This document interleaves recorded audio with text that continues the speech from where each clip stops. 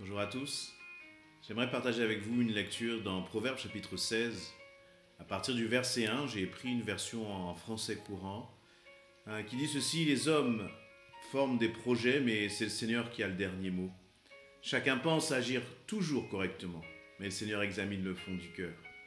Expose ton activité au Seigneur et tu réaliseras tes projets. Le Seigneur a tout fait dans une intention précise, même les méchants pour le jour de leur malheur. Le Seigneur déteste les hommes orgueilleux et on peut être sûr qu'ils ne seront pas impunis. Par la bonté et la fidélité, on peut réparer un tort. En respectant le Seigneur, on évite d'agir mal. Voilà, quelques versets qui, j'allais dire, nous remettent à notre place. Et bien souvent, c'est vrai que nous avons des projets, et c'est normal, et c'est une bonne chose que d'aspirer à plus, d'aspirer à meilleur, d'avoir des projets pour sa famille, pour son église, d'avoir des projets pour sa propre vie, pour son existence. Et je crois que le Seigneur nous a aussi créés ainsi. Mais le problème n'est pas d'avoir de projets et de former des projets. Le problème, c'est d'essayer d'avoir le dernier mot dans ces projets. Et la parole nous rappelle que celui, qu'on le veuille ou non, qui aura toujours le dernier mot, c'est le Seigneur. Et c'est en même temps tellement rassurant de se dire que parfois tu as mis beaucoup d'énergie, beaucoup d'espoir dans une situation. Tu as prié peut-être, tu as tout mis en place pour que ce projet-là puisse être une réussite. Ou peut-être qu'il y a des situations pour lesquelles tu te dis mais je n'ai aucune maîtrise. Ça peut être dans les questions liées à ton avenir, des questions liées à ton couple, des questions liées à ton futur mariage par exemple. Et tu formes tous ces projets-là dans ton cœur et tu te poses bien les questions lorsque parfois les choses n'ont pas l'air d'aller comme toi tu le penses. Et c'est tellement bon de réaliser que celui qui a le dernier mot, c'est le Seigneur. Et surtout de réaliser que celui qui a le dernier mot, il t'aime. Et ce qu'il désire, c'est ton bien. Ce qu'il désire, c'est ton épanouissement. Le Seigneur est venu pour apporter la vie en abondance. L'abondance selon notre cœur n'est pas toujours l'abondance selon le cœur de Dieu. C'est bon de réaliser qu'au final, seul lui sait ce qui est bon. La vie, la mort, parfois les déceptions, mais seul le Seigneur sait ce qui est bon. Il dit que toi, tu penses toujours agir correctement, mais c'est le Seigneur qui examine le fond de ton cœur. Et la préconisation qu'il nous est donnée là dans le livre des Proverbes, eh bien, c'est d'exposer notre activité au Seigneur, c'est-à-dire d'exposer nos sujets au Seigneur, de les partager avec notre Dieu. Et il est bon de réaliser que ce Dieu est tellement plein d'amour, tellement plein d'attention à ton égard, qu'il ne demande qu'une chose, que c'est lui qui t'invite à cela. Il t'invite à partager tes projets avec ton Dieu.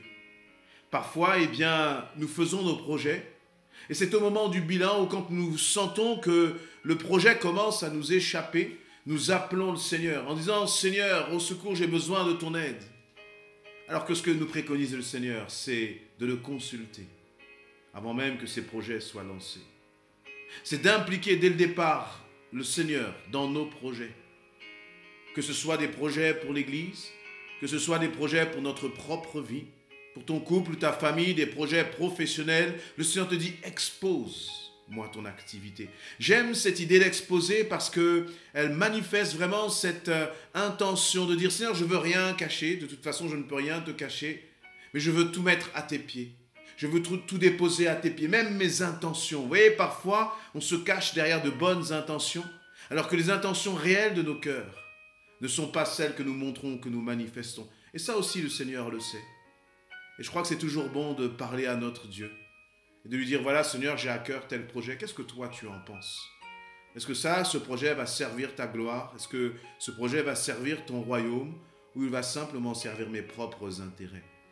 N'essayons pas de nous cacher derrière des intérêts soi-disant spirituels, alors que la réalité, c'est notre propre intérêt que nous cherchons. Le Seigneur dit, expose-moi ton activité, expose-moi ton projet. Et je crois que si nous faisons cela, eh bien nous allons vraiment voir la main de Dieu. Et ce qui est rassurant, c'est que lorsque, dès le départ, tu as exposé ton projet, Et puis finalement, tu t'es lancé dans ce projet. Parfois, on croit que ça a été la volonté de Dieu et puis on peut se rendre compte qu'on s'est trompé. Mais c'est tellement bon que même lorsque l'on s'est trompé, se dire, Seigneur, sincèrement, je t'avais exposé ce projet. Et voilà que les choses ne vont pas comme je le pensais, mais je compte encore sur ta grâce. Et là, on expérimente un Dieu qui n'est pas dans la condamnation, mais un Dieu qui nous reprend avec sagesse, avec amour.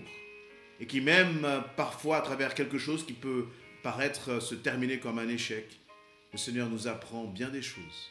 Et finalement, nous ressortirons plus forts encore avant, après avoir expérimenté vraiment la grâce de Dieu à travers ce projet. Dieu voit au-delà que nos projets.